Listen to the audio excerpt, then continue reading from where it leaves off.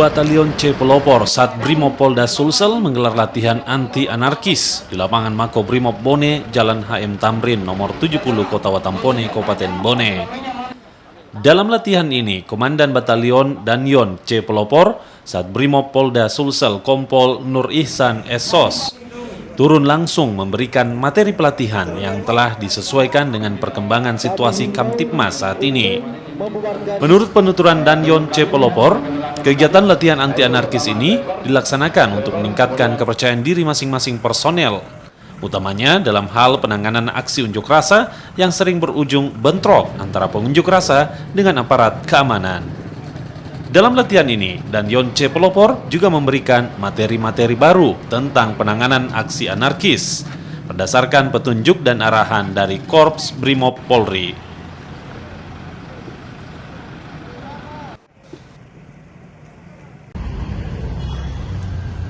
Ya baik, tadi kami melaksanakan latihan anti-anarkis, di mana tujuannya tentunya selain untuk mengasah kemampuan personil untuk mempersiapkan diri dalam pengamanan, baik itu pengamanan unjuk rasa maupun pengamanan pilkada, demikian juga untuk meningkatkan profesionalisme dari anggota itu tersendiri.